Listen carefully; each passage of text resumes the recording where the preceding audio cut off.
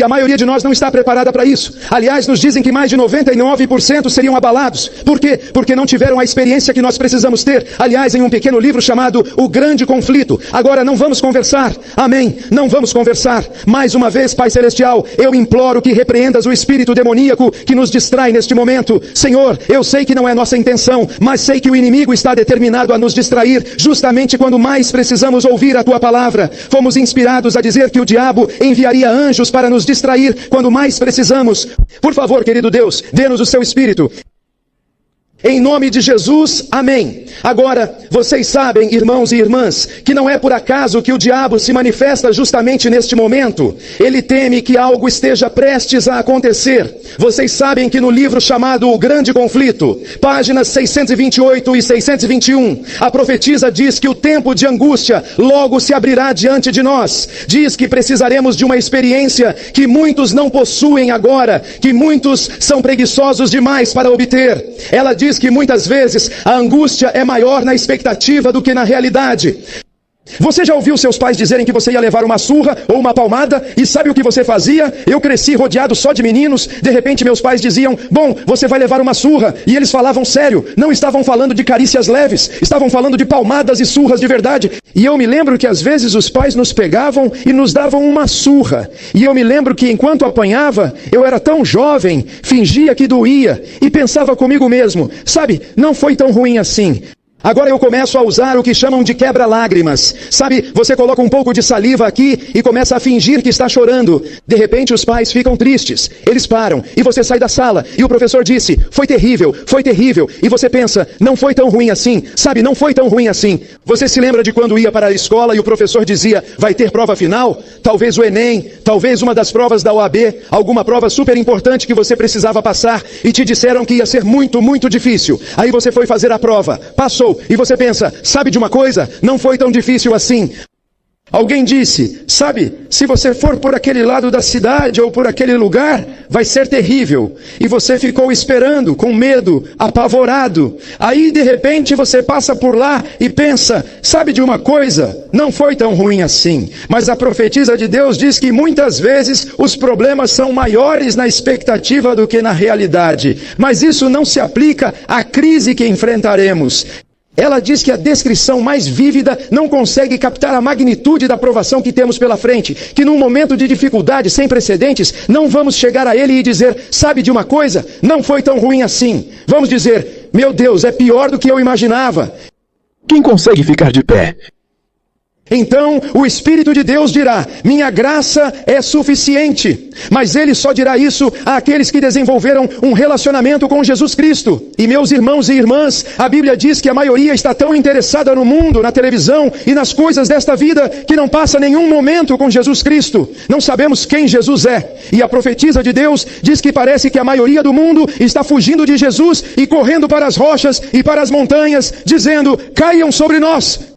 Esconde-nos da face daquele que está assentado no trono do Cordeiro e da ira do Cordeiro. Agora, observe qual era a pergunta. Apocalipse 6, começando no versículo 16. Apocalipse 6, versículo 16. Amém? A Bíblia diz, e disseram aos montes e aos rochedos, caiam sobre nós e escondam-nos da face daquele que está assentado no trono e da ira do Cordeiro, por causa do grande dia que virá. A sua ira chegou. Observe a resposta que diz, e quem poderá permanecer firme? Descobrimos que o propósito da Bíblia, de Gênesis a Apocalipse, era preparar um povo para permanecer firme. Descobrimos que o plano da redenção, o santuário, os 3 anjos, tudo o que Deus está fazendo agora, desde que o homem caiu em pecado e transgressão, Deus tem trabalhado por quase 6.000 anos para trazê-lo de volta a uma condição, à perfeição, onde ele possa permanecer diante de um Deus santo, sem um mediador, sem pecar. Isso vindicará o caráter de Deus.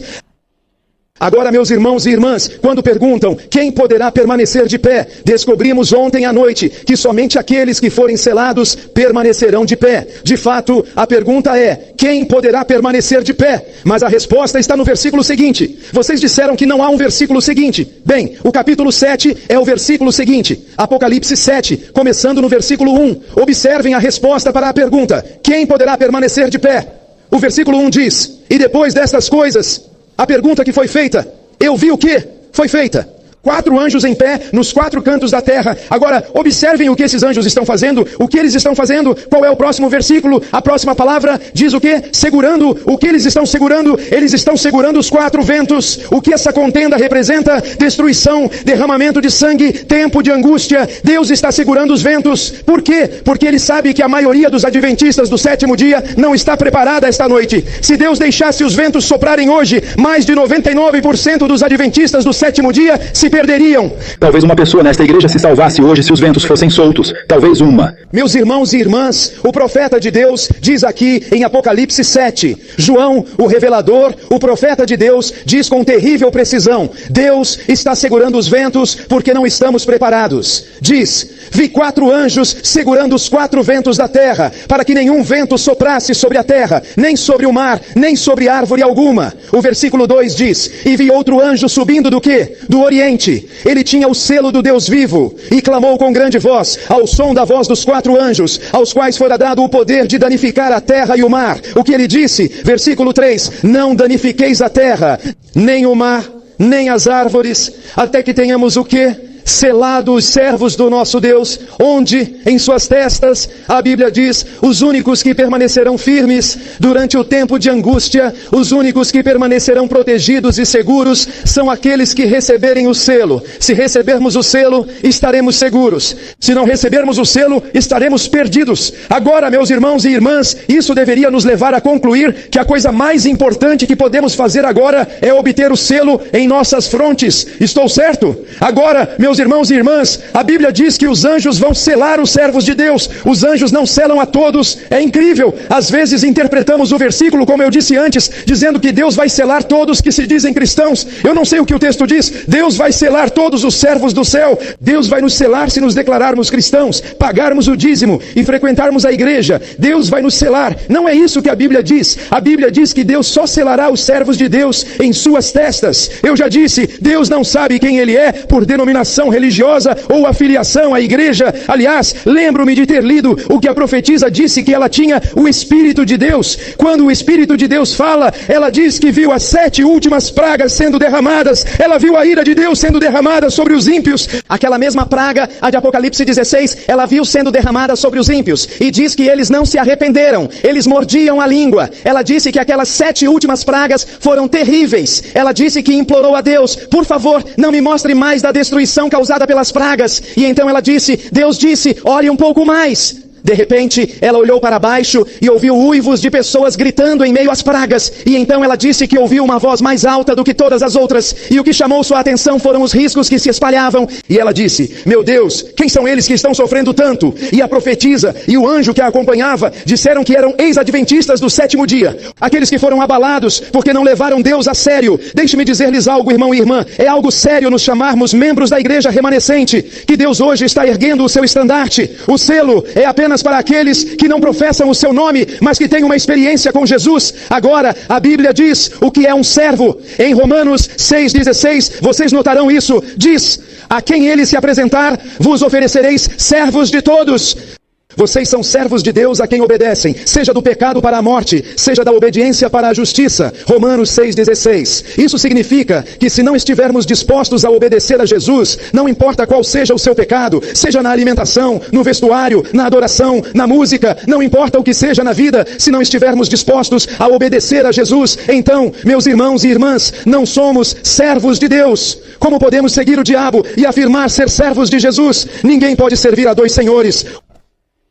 Ou você amará um e odiará o outro, ou odiará um e amará o outro. Você não pode servir a Deus e a Mamon ou a Satanás. Ou você é servo de Jesus, ou é servo do mundo. E deixe-me dizer uma coisa, se você ama a música do mundo, as roupas do mundo, as comidas deste mundo e as coisas deste mundo, você não é servo de Jesus. A Bíblia diz, não ameis o mundo, nem as coisas do mundo, para que ninguém ame o mundo, pois o amor do Pai não está nele. A Bíblia diz em Tiago 4,4, que quem quiser ser amigo do mundo, constitui-se inimigo de Deus. E os únicos que recebem o selo são os amigos de Jesus. Eu não sei quanto a vocês, mas eu quero ser amigo de Jesus. O que vocês acham? Agora, meus irmãos e irmãs, vocês precisam entender algo. Entendem que, para sermos selados, precisamos entrar no lugar santíssimo. Para onde precisamos ir?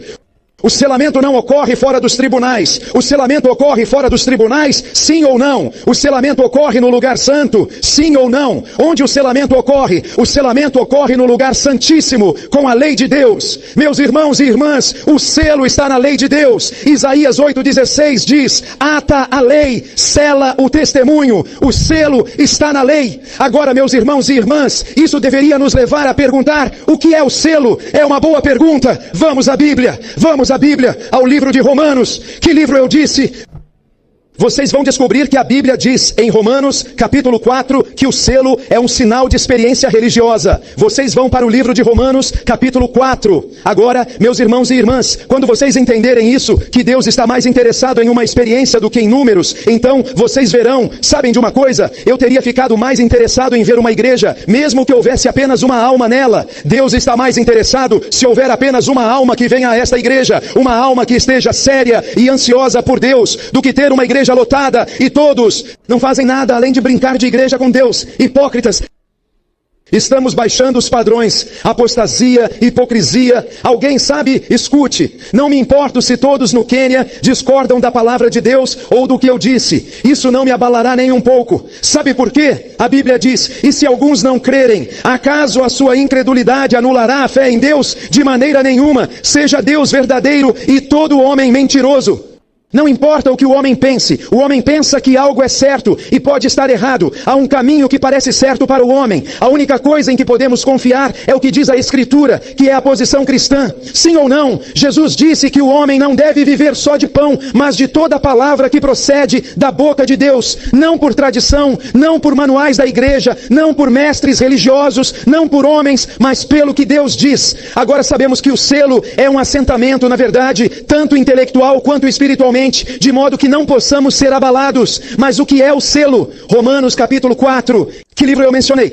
Romanos 4 no início, versículo 11. E quando você chegar lá, me avise dizendo amém. Agora, o que vamos notar na Bíblia em instantes é que um sinal e um selo são a mesma coisa. Vamos ver isso na Bíblia. Romanos 4 no início, versículo 11. A Bíblia diz: e recebeu o sinal da circuncisão. Bem, qual era esse sinal da circuncisão? Era o selo da justiça da fé, que ele ainda era incircunciso, para que pudesse ser o pai de todos os que creem, embora não sejam circuncidados, para que a justiça lhes fosse imputada também. Agora, não vamos analisar os detalhes do versículo agora. O que eu quero que vocês observem no versículo é que um selo e um sinal são a mesma coisa. Vamos analisar isso novamente. Apenas a primeira parte. Romanos 4:11 diz: e ele recebeu o sinal da circuncisão. E o que é esse sinal? É um selo. Então, de acordo com a Bíblia, um sinal e um selo são a mesma coisa. Podemos ver isso em Romanos 4:11. As Escrituras dizem isso? Não, você não viu. Vamos ler de novo. Veja o primeiro versículo. Vamos ler de novo. A Bíblia diz no versículo 11: e ele recebeu o quê? O sinal da circuncisão. Que sinal é esse? Um selo e um sinal são a mesma coisa. Você viu? Louvado seja Deus. Então, um selo e um sinal, segundo a Bíblia, são a mesma coisa. Bem, por que isso é importante? Porque somente aqueles que recebem o selo serão salvos. Estou certo? Eles permanecerão firmes. Então, um selo é um sinal. Bem, qual é o sinal de Deus? Porque qualquer que seja o sinal de Deus, esse é o selo de Deus. Faz sentido? Vamos ao livro de Ezequiel. Ezequiel capítulo 20. E vamos deixar a Bíblia nos explicar o que é um selo ou um sinal. Ezequiel capítulo 20. Isso está no Antigo Testamento ou no Novo Testamento? Ezequiel capítulo 20. Observe o que a Bíblia diz em Ezequiel 20. E quando você chegar lá, por favor, me avise dizendo amém. Agora, lembre-se do que fizemos. Descobrimos que somente aqueles que receberem o selo serão salvos. Já descobrimos nas Escrituras que um selo e um sinal são a mesma coisa. Agora, estamos tentando descobrir nas Escrituras o que é um sinal, porque é isso que um selo representa. Ezequiel capítulo 20, a partir do versículo 12. E quando você chegar lá, me avise dizendo amém. Observe o que diz em Ezequiel capítulo 20, a partir do versículo 12. O versículo 12 diz ainda: além disso, também lhes dei o meu sábado, para ser o quê? Portanto, o sábado deles são sinais, e os seus sinais são selos. Então, o que é o selo de Deus? Os selos de Deus, ou os seus sinais, são o sábado de Deus. Agora vamos continuar. A Bíblia diz no versículo 12, portanto, o sábado é um sinal de uma experiência que Deus vai nos santificar. É isso que a Bíblia diz. Agora observe no versículo 20, veremos a mesma coisa. Um sinal é um selo. Qual é o sinal de Deus? É o seu sábado. A Bíblia diz isso novamente no versículo 20. Aqui está a nossa segunda testemunha. No versículo 20, a Bíblia diz, e santificareis o quê? Os sábados.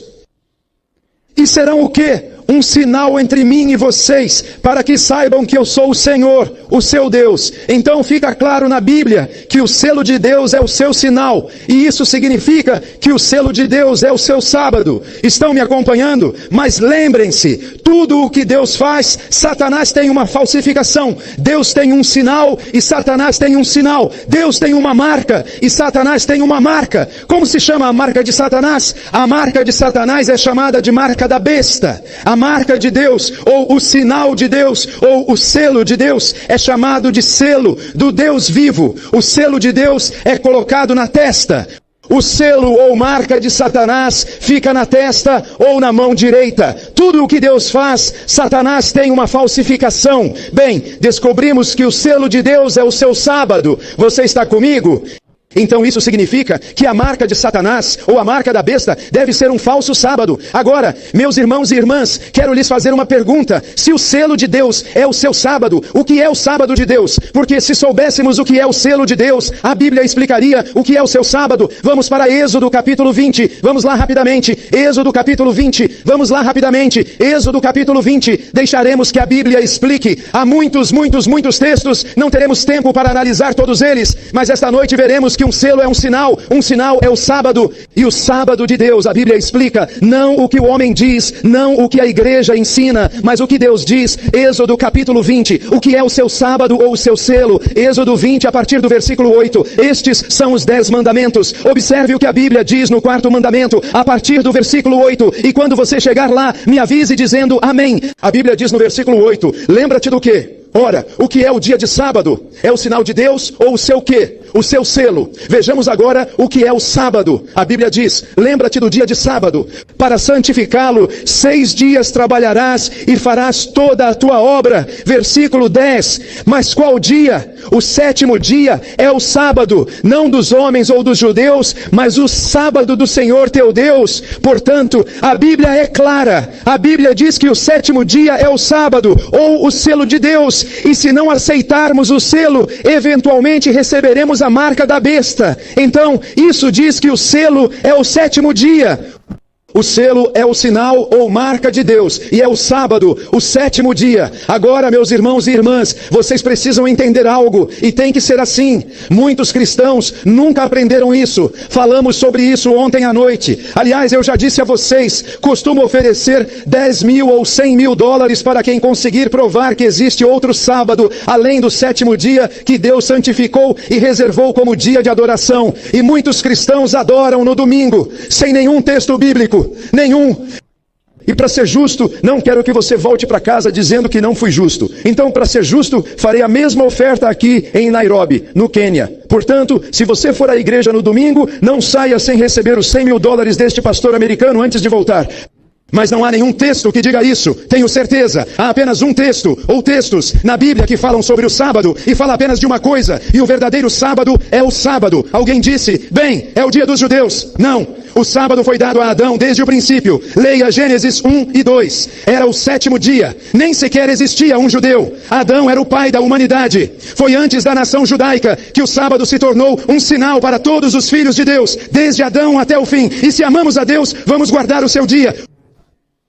Os mandamentos incluem este ato. Agora vamos lá. Este é um dia de 7 dias. Quero lhes fazer uma pergunta. O que o sábado representa? Porque vocês querem descobrir, irmãos e irmãs, que se Deus tem um sábado verdadeiro, então Satanás precisa ter um conjunto falso. Vocês querem descobrir que no mundo existem apenas 2 grandes sábados. Não importa no que você acredite, existem apenas 2 grandes sábados. Um sábado é no 7º dia. Algumas pessoas o chamam de sábado. O outro sábado é no domingo. E algumas pessoas o chamam de primeiro dia da semana.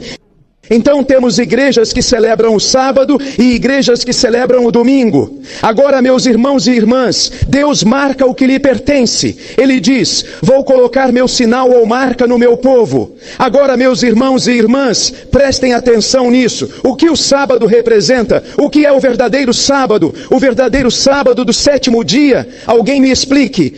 Alguém menciona a autoridade. Agora, queremos analisar a primeira vez. É verdade, mas queremos analisar a primeira vez em que o sábado é usado na Bíblia e encontraremos seu principal símbolo. Vamos para Gênesis. Gênesis capítulo 2. Qual livro eu disse?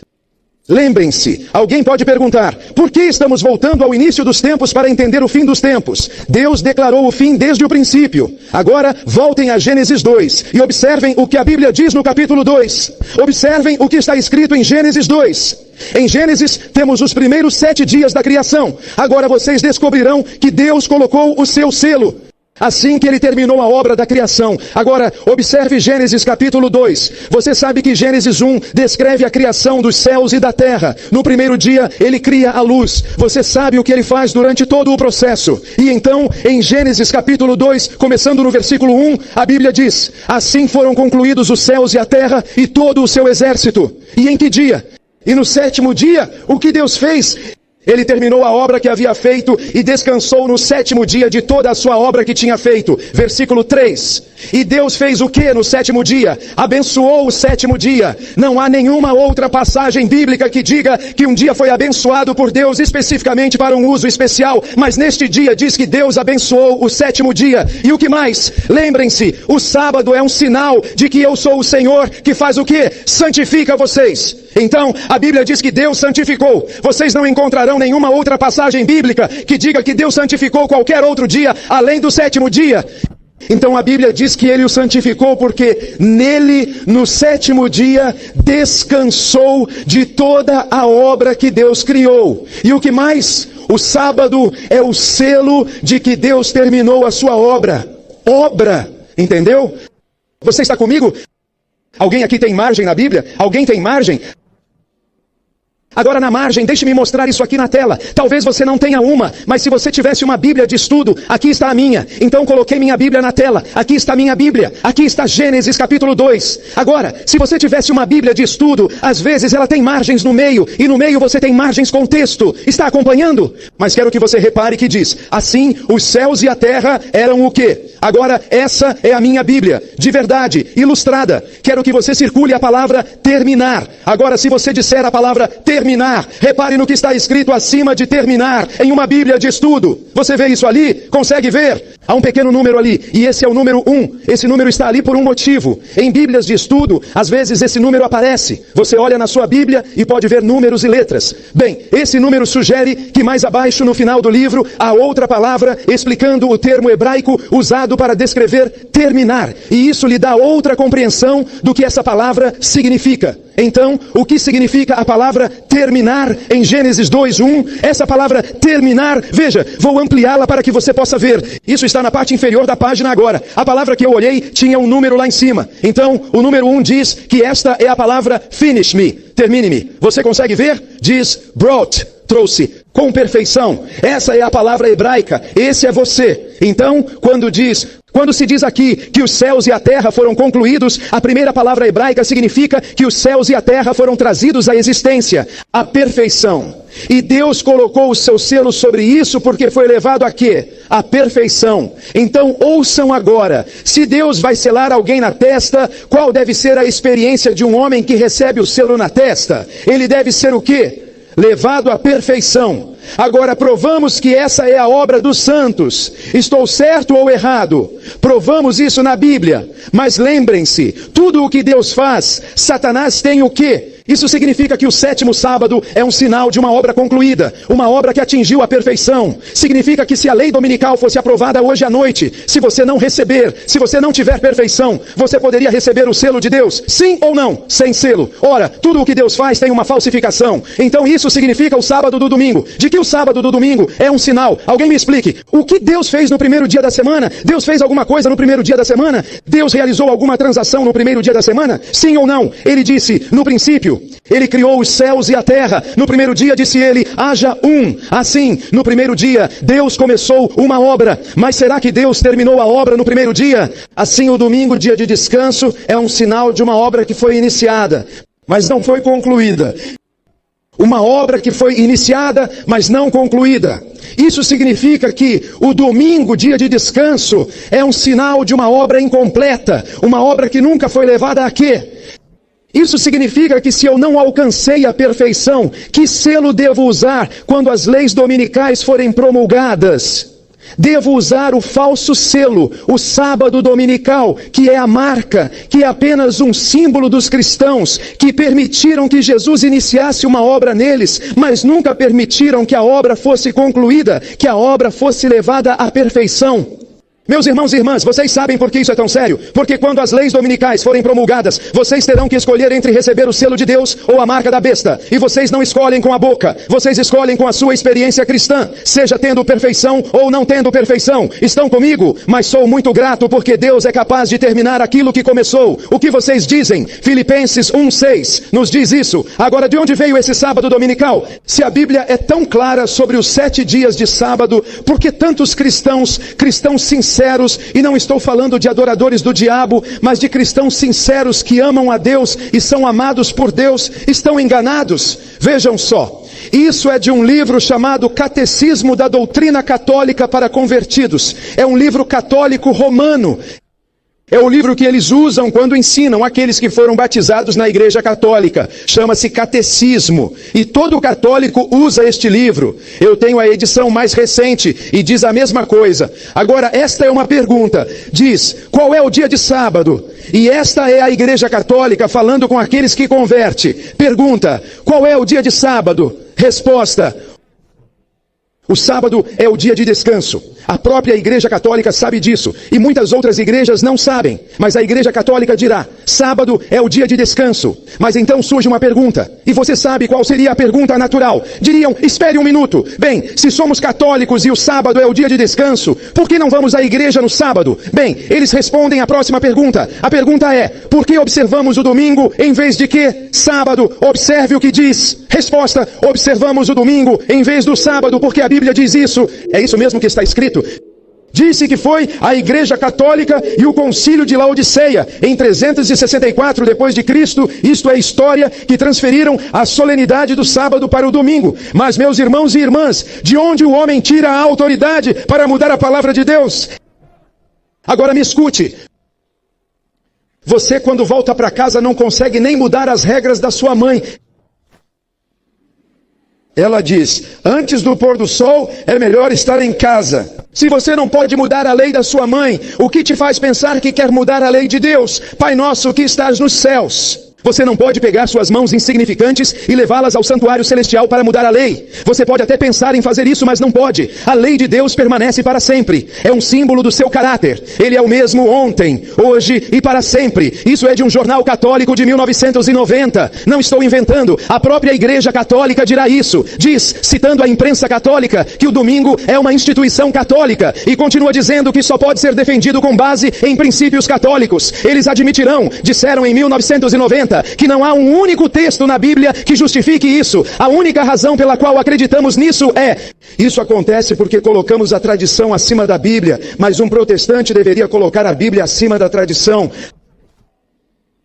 Agora, meus irmãos e irmãs, isto diz, se vocês voltarem, não há uma única passagem que alerte para a transição do domingo para o primeiro dia da semana, o sábado, mas depois diz, o domingo é a nossa marca.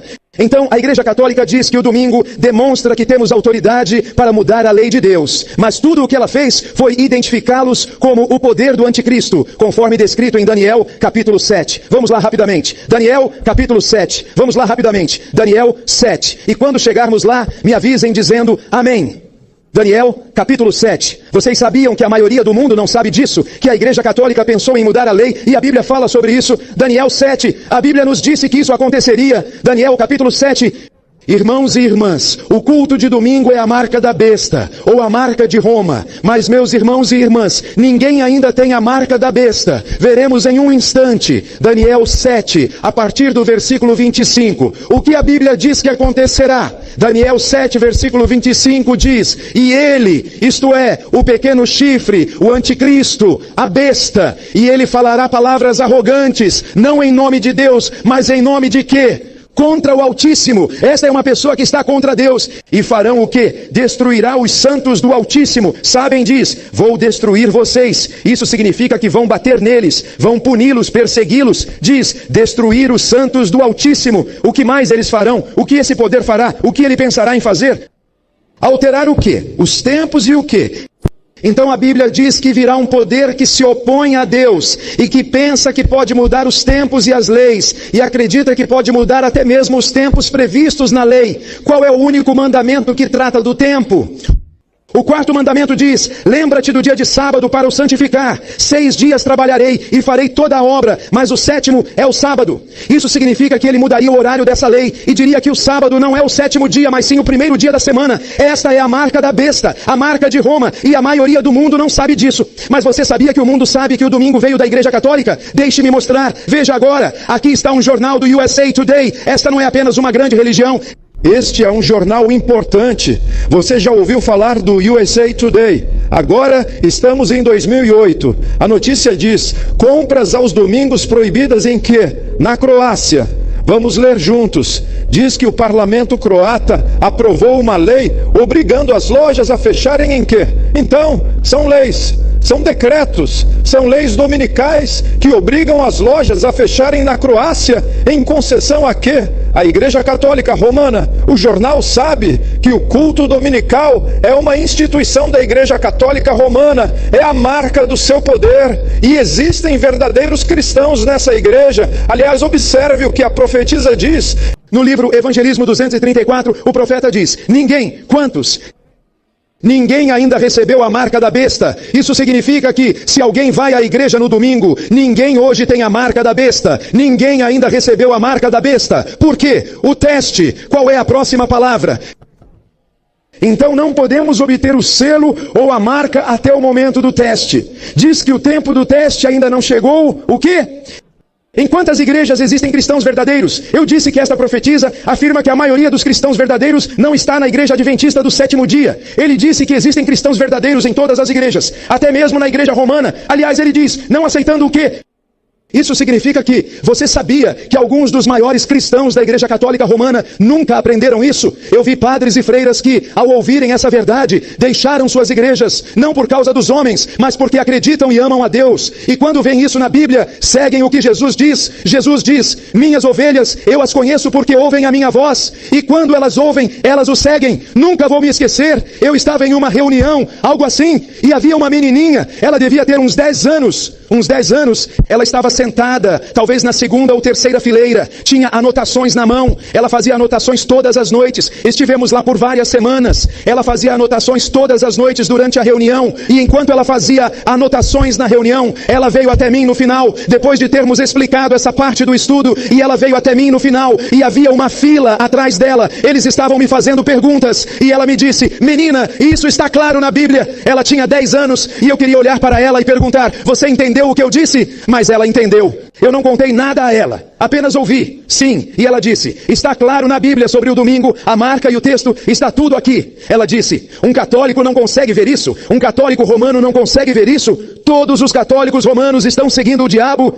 E logo atrás dela, um homem se virou para o lado e se aproximou um pouco, e ela estava falando, e eu a interrompi. Eu disse: não. Eu disse: Deus tem cristãos na Igreja Católica Romana, podemos conversar sobre isso. E eu disse: mas muitos nunca estudaram a palavra de Deus por si mesmos, mas quando o fizerem, eles seguirão. E ela disse: obrigada, isso esclarece tudo. E então ela foi embora. E então um homem disse: que bom que soube o que acabou de acontecer. Ele disse: você sabia que eu sou um oficial, um alto funcionário da Igreja Católica Romana? Ele disse: Alguém me convidou para vir aqui. Eu nunca tinha ouvido falar dessas reuniões, mas alguém me convidou para vir aqui pela primeira vez. E eu vim e ouvi isso. Ele disse, nunca ouvi falar disso antes. Ele disse, mas eu quero seguir o que a palavra de Deus diz. E eu lhes dei um livro. Eles deram a eles mais detalhes da Bíblia. Agora, meus irmãos e irmãs, Deus tem cristãos em todos os lugares. Mas é a mesma coisa. Muitos em outras igrejas que vão à igreja no domingo, quando ouvem isso, vão aceitar a Bíblia, seguir Jesus, receber o selo e serem salvos. E muitos adventistas do sétimo dia que ouviram isso a vida toda serão sacudidos porque não levam isso a sério. Deus sabe onde Ele está. Diz que ninguém será condenado até que tenha recebido a luz e compreendido a obrigação do quarto mandamento. Mas quando? Qual é a palavra? Esse decreto é tudo. Ele nos mostra os 6.000 anos que estão prestes a acontecer. Quando o decreto for promulgado, impondo o falso sábado e o alto clamor do terceiro anjo, advertir os homens contra a adoração da besta e da sua imagem,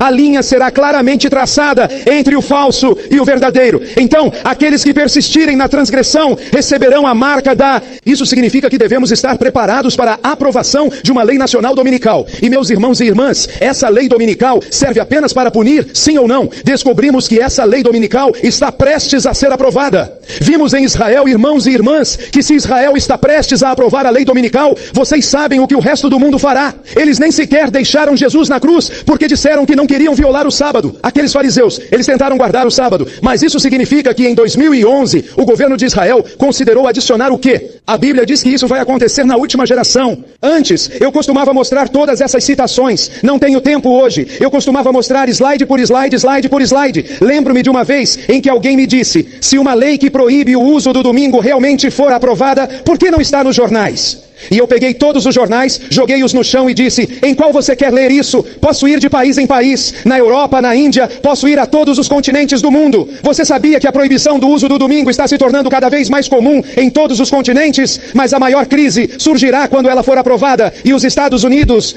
quando essa lei for aprovada lá, tudo estará acabado. É por isso que há uma grande obra que precisa ser realizada. Mas o que? Qual é essa grande obra? Descobrimos isso um pouco depois com a Lei Nacional do Domingo. Descobrimos que essa grande obra é que precisamos nos parecer com Jesus. Ele precisa nos trazer de volta Ele precisa nos levar a um lugar como o sábado. Lembrem-se, na criação, Deus deu o sábado quando sua obra foi concluída. Na redenção, Deus vai colocar o seu selo do sábado sobre nós quando sua obra estiver concluída.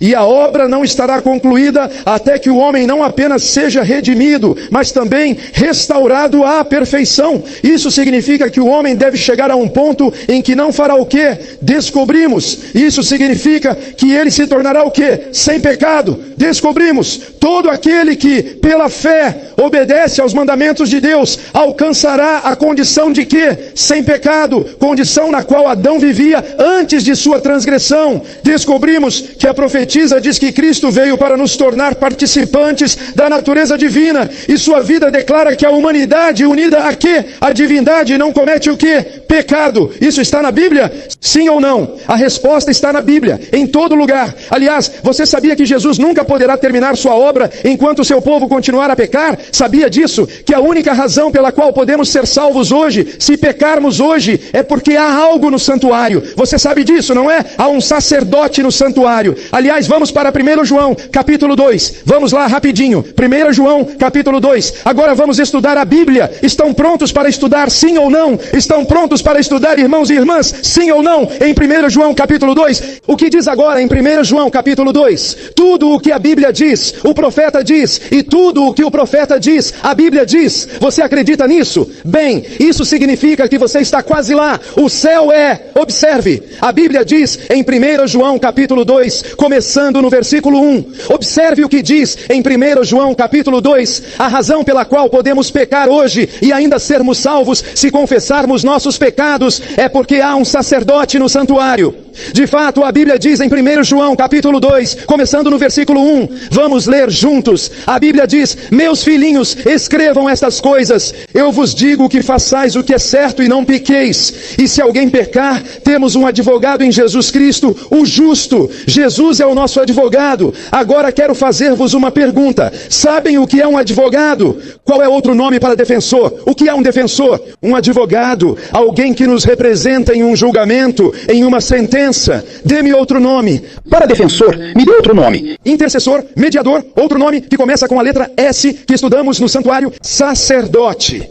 Portanto, um advogado é um sacerdote. Assim, a única razão pela qual podemos ser salvos quando pecamos é porque temos um advogado, um sumo sacerdote, e seu nome é Jesus. Eu digo que isso é maravilhoso. O que vocês dizem? E meus irmãos e irmãs, vocês sabem que esta é a mensagem do santuário, mas observem o que diz no versículo 1. Diz: meus filhinhos, estas coisas eu lhes escrevo, para que vocês façam o quê? E agora, qual é a letra que vem depois de não pequem? Qual é a pontuação em não pequem? Agora, eu amo quando você vê, mesmo tendo sido independente, você esteve em algum momento sob influência britânica. E a influência britânica é uma das melhores coisas que eles têm. O quê?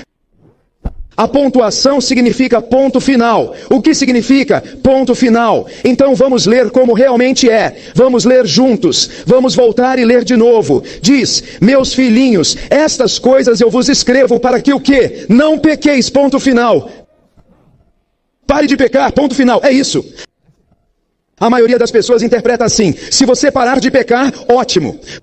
Mas como não vamos parar de pecar, temos um advogado. Mas não é isso que a Bíblia diz. A Bíblia diz: parem de pecar. Essa é a mensagem do santuário. Depois diz: e se vocês pecarem, e aqui está o estranho, porque Jesus está lá. Por que pecaríamos se temos Jesus? Escutem, mas se por acaso vocês caírem, se pecarem, vocês têm um advogado, alguém que os ajudará, e o nome dele é Jesus.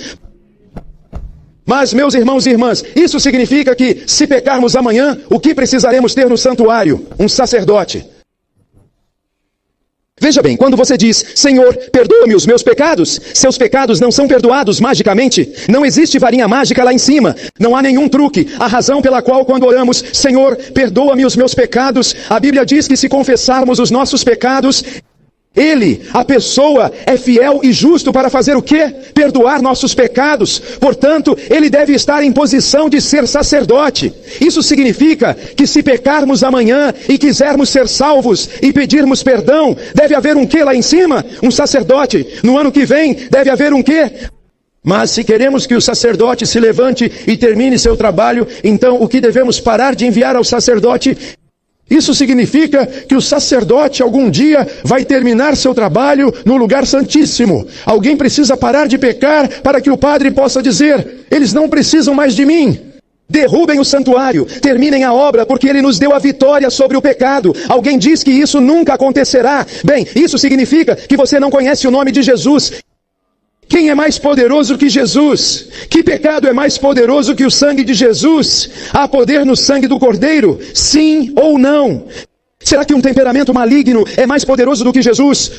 O pecado, a fornicação, o adultério, o egoísmo, o orgulho e o mal são a causa de tudo. Nada é mais poderoso do que Jesus. A Bíblia diz que onde o pecado abundou, a graça de Deus superabundou. Agora, quero fazer uma pergunta. A Bíblia nos ensina que podemos retornar a essa condição sem pecado? Sim ou não? Agora quero compartilhar um versículo com vocês. Será a coisa mais importante que já lemos. Vamos para 1 João. Aliás, vamos começar pelo versículo 3, antes de terminarmos 1 João 2, o versículo 3 de 1 João 2 diz: e nisto sabemos que o conhecemos, se fizermos o quê? Então, se dissermos que conhecemos Jesus e não guardamos os seus mandamentos, estamos dizendo a verdade ou somos mentirosos? Próximo versículo, versículo 4. O versículo 4 diz: aquele que diz eu o conheço e não guarda os seus mandamentos é mentiroso, e a verdade não é o quê? E sabe o que a Bíblia diz? A Bíblia diz que os homens vão dizer: Senhor, eu fui à igreja, eu preguei, eu fui evangelista, eu fiz muitas coisas maravilhosas, sou adventista, sou cristão. E Jesus vai dizer: eu não te conheço. Afastem-se de mim. Vejam, irmãos e irmãs, a menos que Ele possa nos trazer de volta a essa condição, Jesus não sabe quem somos. E é preciso tempo para conviver com alguém, se você quiser conhecê-lo e amá-lo. Aliás, leiam 1 João capítulo 3, 1 João capítulo 3, próximo capítulo, 1 João capítulo 3, observem o que a Bíblia diz a partir do versículo 4. Agora, eu li a citação que vocês fizeram antes, onde diz que todos os que obedecem aos mandamentos de Deus alcançarão uma condição de ausência de pecado, na qual Adão vivia quando? Antes de quê? Transgressão. Agora, irmãos e irmãs, vocês sabiam que antes da minha conversão havia um programa Talvez vocês não saibam qual é aqui na África, mas antes da minha conversão havia um programa chamado Jornada nas Estrelas. Vocês já ouviram falar de Jornada nas Estrelas? Eles tinham um ditado em Star Trek. Logo no início, eles diziam algo. Eles falavam sobre como iriam ousadamente levar você a lugares diferentes. E diziam, ousadamente ir aonde o quê? Agora, eu sabia que você não sabia. Amém? Diz para ir audaciosamente aonde nenhum homem jamais foi. Você sabia que no plano da redenção, uma vez que Deus nos traga de volta a uma condição sem pecado, Ele levará a humanidade aonde nenhum homem jamais foi? Veja bem, Adão e Eva estavam em uma condição sem pecado, mas para nos levar aonde nenhum homem jamais foi, uma vez que nos traga de volta a condição sem pecado, Ele precisa fazer algo ainda melhor. Veja o que a Bíblia diz. Deixe-me mostrar algo ainda melhor. 1 João capítulo 3, começando no versículo 4. Vamos analisar. O versículo 4 diz, todo aquele que cometer um pecado transgressor. Além disso, a lei do pecado é a transgressão da lei. A versão 3, versículo 5 diz, e bem sabeis que ele se manifestou para tirar os nossos pecados, e nele não há pecado. Então, se estou em Jesus, não deveria haver pecado em mim. A Bíblia continua dizendo, Pai Celestial, por favor, enquanto as pessoas estão saindo, que nada nos distraia, ajude-nos a entender o que está acontecendo, em nome de Jesus, amém. Veja o que diz, o versículo 6 diz, quem permanece nele faz o quê?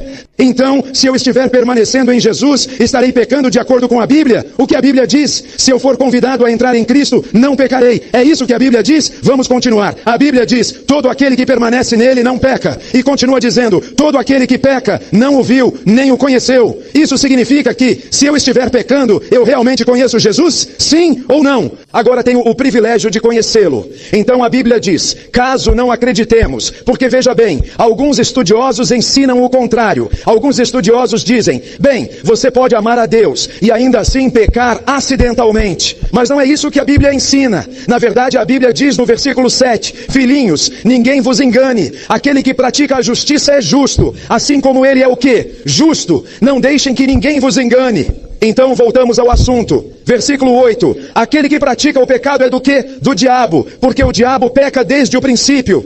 Para esse propósito, o Filho de Deus se manifestou. Porque Jesus veio à terra? Porque ele se manifestou. Diz que foi para destruir as obras de quê?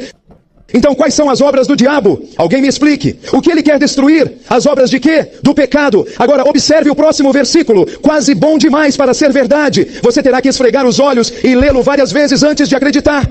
Versículo 9. Note o que diz. O versículo 9 diz, todo aquele, não importa quem seja, todo aquele que é nascido de Deus, não fez o quê? Então, se nascemos de Deus, vamos pecar? Sim ou não? Não. A Bíblia diz por quê? Por quê? Pois... Isso significa por quê? Pois ou porque, eis o quê? Agora lembrem-se, quem é a semente? Quem é a semente? Falem comigo alguém. Lembram-se do início do plano de redenção, da primeira pista? Porém inimizade entre ti e a mulher, entre a tua semente e a semente dela. Essa semente trará inimizade. Agora diz, pois a sua semente permanece nele. Agora vamos ler juntos a próxima parte. E ele o quê? Não pode pecar. Ora, por que ele não pode pecar? Porque quem está em nós? Veja bem, nossa única esperança de retornar a essa condição sem pecado é ter Cristo em nós. Você não consegue fazer isso sozinho, eu não consigo fazer isso sozinho, mas se aprendermos como Jesus pode entrar em nós, então Cristo pode nos dar a vitória sobre o pecado. Até mesmo uma criança pode obter a vitória se tiver Cristo nela. Um adulto pode obter a vitória se tiver Cristo nele, porque não somos nós, é Cristo em nós. A Bíblia diz, tudo posso naquele que me fortalece. Filipenses 4:13. Vamos continuar. A Bíblia diz, pois a sua semente permanece nele e ele não pode pecar, porque ele é o quê? Meus irmãos e irmãs, Deus quer que estejamos nessa condição. Sabem o que fere a Deus quando pecamos? Isso o crucifica novamente, nos separa do céu e ele não quer se separar de nós. Deus quer que estejamos nessa condição de sem pecado agora. Mas vocês sabem que existe um limite? Se não alcançarmos essa condição, seremos cortados e perdidos. Qual é esse limite? Alguém me diga, qual é o limite que temos para sobreviver nessa condição? Deveríamos tê-lo agora, mas qual é o limite que, se não o alcançarmos agora, não poderemos alcançá-lo mais? Não 6.000 anos. Estou falando da igreja remanescente.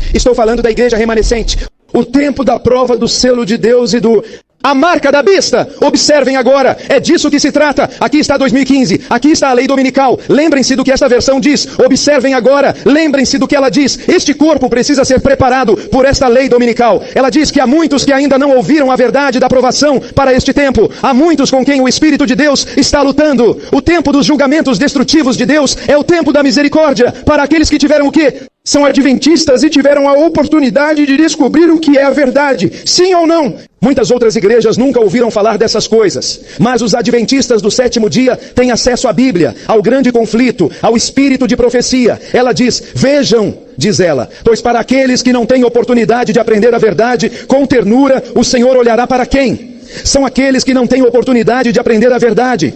Seu coração misericordioso é tocado. Sua mão ainda está estendida para salvar. Falando deles. Mas diz, enquanto a porta estiver o quê? Fechada para aqueles que o quê?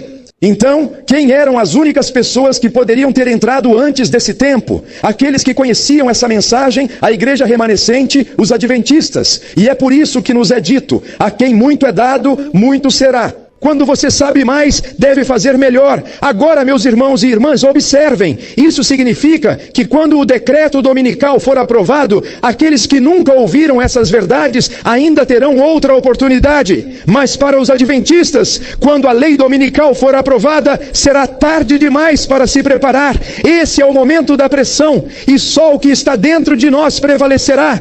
Quero fazer uma pergunta. Mostramos a vocês que a lei dominical está prestes a ser aprovada? Sim ou não? Deveríamos estar nessa situação? Sim ou não? Então isso significa que é uma grande obra, mas em pouco tempo. Observem agora, grande obra, pouco tempo. Por que me digam agora? Porque quando a lei nacional do domingo for aprovada nos Estados Unidos, será tarde demais para um adventista do sétimo dia na África, na China ou na Índia. Por que não? Porque a lei do domingo já está nos Estados Unidos. Então, o que a tornaria tão significativa? Para um adventista do sétimo dia, em qualquer parte do mundo, quando a lei dominical for promulgada, por que seria tarde demais para se preparar? Alguém me explique isso. Conversamos sobre isso ontem à noite. Veja bem, quando a lei dominical for promulgada na América, na Terra, algo acontecerá no céu. Então, por que seria tarde demais para a igreja remanescente se preparar? Alguém me explique isso. Não se trata de um versículo sobre o fechamento da porta da graça. Primeiro, é porque o fechamento da porta da graça virá de quê? Ora, o fechamento da porta da graça não pode terminar antes que o julgamento dos vivos venha. É o julgamento dos vivos que fecha a porta da graça. Entende? Então, uma vez que o julgamento dos vivos acontece e você é julgado como filho de Deus ou filho de Satanás, você recebe o selo que diz que passou no julgamento investigativo ou recebe a marca da besta que diz que você falhou no teste. Vocês sabem, quando fazemos uma prova, são atribuídas notas. A nota de aprovação e a nota de reprovação, que é a marca de quê? Reprovação. Bem, a marca da besta é uma marca de reprovação, de obra incompleta, de criação incompleta. Não nos foi trazido nesta condição. Começou no primeiro dia. A luz foi criada, mas não houve conclusão. Mas o sábado, o sétimo dia, diz que a obra foi concluída. Vocês foram trazidos de volta a quê? A perfeição. Então, meus irmãos e irmãs, quando uma prova é aplicada, é hora de começar a estudar para ela. Tem algum professor nesta sala? Tem algum professor nesta sala? Posso ver uma mão? Tem algum professor? Tem algum professor nesta sala? Deixe-me ver. Tem algum professor? Vejo uma mão aqui, vejo uma mão aqui, vejo algumas mãos. Quero lhe fazer uma pergunta, professor. Você vem contando isso para a sua turma o ano todo. Você vai ter uma prova final, prova final, prova final. De repente, chega o dia da prova final. Agora você pode ter 30 alunos na sua turma, pode ter 15, tanto faz. Nem todos recebem a prova ao mesmo tempo. Se você entregar a prova para a primeira pessoa, outra pessoa, 14 outras pessoas ou 20 outras pessoas, não receberão a prova. Você entrega para um, entrega para outro, entrega para eles um por um. Está certo? Você distribui a prova, distribui a prova, distribui a prova. Finalmente, todos recebem a prova. Mas deixe-me fazer uma pergunta. Antes de distribuir a prova, no dia da prova, você espera que seus alunos comecem a pegar seus livros e digam, não é a prova, e comecem a se preparar para ela? O que você diz para eles? Tarde demais. Agora, será que foi porque eles reprovaram no teste? Não, eles nem fizeram o teste ainda. Mas quando chegar a hora do teste, você só poderá aplicar o que já está dentro de você. Entendeu? Então, quando o decreto dominical for aprovado, chegaremos ao momento da aprovação. E quando a aprovação começar, não será a hora dos adventistas se prepararem para o teste. Agora, quero lhes fazer uma pergunta. Quem será testado primeiro? Os que estão na Babilônia ou os da igreja remanescente? A Bíblia diz isso. Onde na Bíblia? 1 Pedro 4,17 diz que o julgamento não deve começar na casa dos demônios, nem na Babilônia, a habitação dos demônios, segundo o Apocalipse 18, mas sim na casa, na igreja, ou no remanescente da igreja de Deus. 1 Pedro 4,17. Isso significa que começará com os adventistas que receberam luz, e então se estenderá àqueles que o terceiro anjo designou. Isso nos diz que toda a obra dos 3 anjos, segundo o próprio texto, tem como propósito, ao transmitir a mensagem do terceiro anjo ao mundo, preparar um povo para permanecer fiel a ele durante o que investigativo? O juízo. Descobrimos que isso não se refere ao julgamento dos mortos. A habitação pública não pode fazer nada pelos mortos. Isso se refere a quando o julgamento passa dos mortos para os vivos. Descobrimos isso ontem à noite. Esse julgamento começa com os mortos no dia da expiação, mas o julgamento termina com os casos dos vivos. Vejam o que está escrito aqui, vejam o que está escrito agora. Observem isto agora. Esta razão diz, aqui está a data, fechamento da porta da graça. Observem isto agora. Vejam o que a profetisa diz, Mensagens Escolhidas, livro 1, 191, diz, Deus não nos revelou qual é a próxima palavra? Tempo.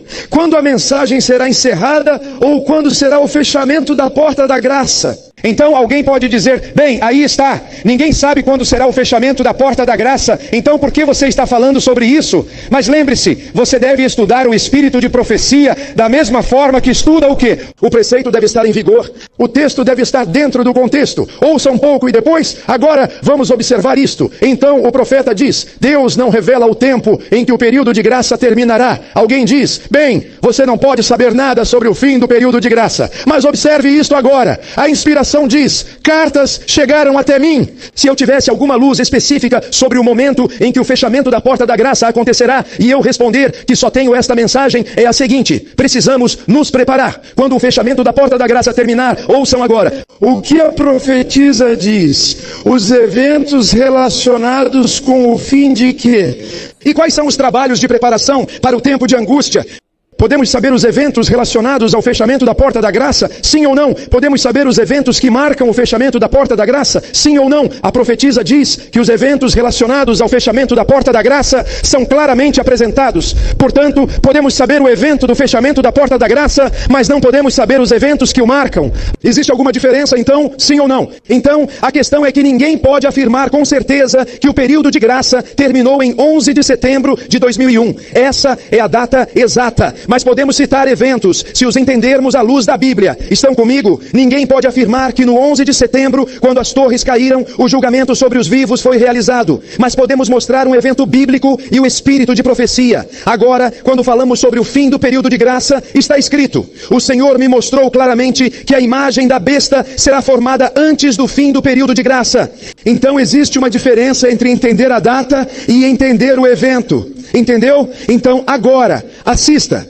Então quando o profeta diz, em breve, ninguém sabe quão breve, o julgamento passará dos mortos para os vivos. Significa que ninguém sabe a data, mas podemos saber qual é o evento. Lembrem-se, o julgamento dos vivos acontece no lugar santíssimo. Por que Deus nos julga? O que Ele usa para nos julgar? Vá para Tiago. Vá para Tiago, abra sua Bíblia em Tiago, capítulo 2, vá para Tiago, capítulo 2, o que Deus usa para nos julgar, vá para Tiago, capítulo 2, você vai para Tiago, capítulo 2, e quando chegar lá, me avise dizendo amém. Tiago, capítulo 2, começando no versículo 12, a Bíblia diz, porque lembre-se, estamos falando sobre o julgamento dos vivos, a Bíblia diz, temei a Deus e dai-lhe glória, porque chegou a hora do seu juízo. O juízo começou com os mortos, mas terminará com os vivos, e nós descobrimos que termina com os vivos e diz que em breve passará o vosso juízo, pois se ele vai julgar os vivos, o que usará para nos julgar? Tiago capítulo 2, começando no versículo 12, eis a natureza do julgamento.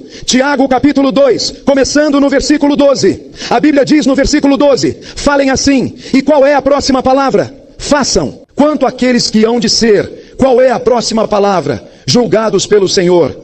Portanto, seja qual for o evento, quando o julgamento chegar aos vivos que nos testam, deve ser um teste que nos julgue pela lei. A queda das torres em 11 de setembro não trouxe uma lei para nos testar, trouxe? Não. Portanto, o julgamento deve se basear na lei. Vejamos agora, o grande conflito, capítulo 49, diz: embora todas as nações devam comparecer perante Deus em juízo, ele examinará a situação de cada indivíduo com a mesma atenção e rigor, como se não fosse outro ser além de si mesmo. Vou lhes dizer uma coisa, não vamos fugir disso. Vocês dirão: ah, Deus não me viu, você se escondeu na noite mais escura. Vou lhes dizer uma coisa, a menos que tenhamos o sangue e o poder de Jesus, nenhum de nós irá para esse julgamento. O anjo registra tudo. Agora, todos devem ser testados e considerados sem mácula, ruga ou qualquer outra imperfeição. Diz que, ao se tornarem participantes da justiça de Cristo, seus caracteres estão em harmonia com Ele. Como eles descobrirão se seus caracteres estão em harmonia? Eles devem ser o quê? Testados. Eles devem ser o quê? Depois de passarem no teste, quais serão os seus pecados? Ou será o santuário o quê? Depois que eles passarem no teste. Vamos assistir agora. Então, no julgamento, o caráter e a vida devem ser o quê? Então, quando o julgamento dos vivos acontecer, será porque o caráter dos vivos será testado pela lei. Entende? Que evento ocorrerá nos últimos dias que testará o caráter dos vivos pouco antes da vinda de Jesus? Vejam, a lei de Deus é o padrão pelo qual o caráter e a vida dos homens serão testados. Onde? Em que sentido? A profetisa diz isso. A Bíblia diz a mesma coisa que lemos na Bíblia. Onde? Tiago 2, versículo 12. Tudo o que a profetisa diz, a Bíblia diz. Tudo o que a Bíblia diz, a profetisa diz. Diz: tema a Deus e guarde os seus mandamentos, pois este é o dever de todo homem. Porque Deus trará toda obra a quê? A julgamento. Eclesiastes 12, 13 e 14. O apóstolo Tiago diz a mesma coisa. Então isso nos diz o que nos testará. O que Deus usará para nos testar no julgamento dos mortos ou no julgamento dos vivos. O que Deus usará para nos testar, Ele vai usar o quê? A lei. Então, isso nos diz, quando os vivos serão provados pela lei no julgamento, que evento levará os santos vivos à prova segundo a lei de Deus? Alguém sabe? Que evento? O teste do sábado. Seremos o grande o quê? O teste de lealdade, pois esse é o cerne da verdade, especialmente da controvérsia. Bem, alguém pergunta, estamos sendo testados agora? Bem, todos estão sendo testados, mas você não falha até passar pelo teste final. E você não é aprovado em uma disciplina até passar pelo... Bem, qual é o teste final? Vencer o teste final será aplicado aos homens. Então, a linha divisória será traçada entre aqueles que servem a Deus e aqueles que não o servem. Aqueles são os servos e aqueles que não são servos. Aqueles que recebem o selo, aqueles que recebem a marca. Qual é então o teste final? A questão do selo de Deus e da marca. Esse não é o primeiro teste, Isso significa que esse é o teste final. É quando o julgamento passa dos mortos para os vivos. Observem, é isso que o profeta diz. O Senhor me mostrou claramente que a imagem da besta será formada antes do fim do tempo da graça. Serão os grandes testes, ou o falso sábado, ou o verdadeiro sábado. Aqueles que se renderem e aceitarem o sábado dominical receberão a marca da besta. Não agora, mas quando? Durante o tempo do teste. Quando será o tempo do teste? Ninguém ainda recebeu a marca da besta. Por quê? O tempo do teste tem o quê? Então, quando o julgamento chegará aos vivos? Quando chegar a hora da aprovação para os vivos? Quando chegará a hora da aprovação para os vivos? Quando o decreto for publicado. Impor o quê? Então, quando chegará a hora da prova? Quando chegará a hora da prova? Na passagem de quê?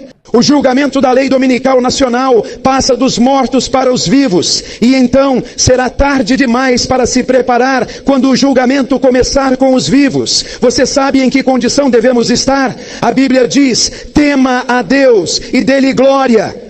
Veja Apocalipse, vamos lá rapidamente, Apocalipse 14. Observe o que a Bíblia diz. Apocalipse 14, começa no versículo 6. E vi outro anjo voando pelo meio do céu, tendo o evangelho eterno, para pregar aos que habitam sobre a terra, a toda nação, tribo, língua e povo. Esta é uma mensagem para o mundo inteiro. O versículo 7 diz, dizendo em alta voz: temam a Deus, e o quê? Dê glória a Ele. Por quê? Por causa da hora de quê? Agora, irmãos e irmãs, quando esta mensagem foi pregada pela primeira vez em 1844, a hora do seu juízo havia chegado, não para os vivos, mas para o quê? Mas vocês sabem que isso será pregado com ainda mais poder, em um brado ainda mais alto. Vamos pregar novamente. Chegou a hora do seu juízo, mas agora diremos, não a hora do juízo, começando pelos mortos, quando o sinal do Senhor passar. E isso se transformará em um brado ainda mais alto, e diremos, chegou a hora do seu juízo.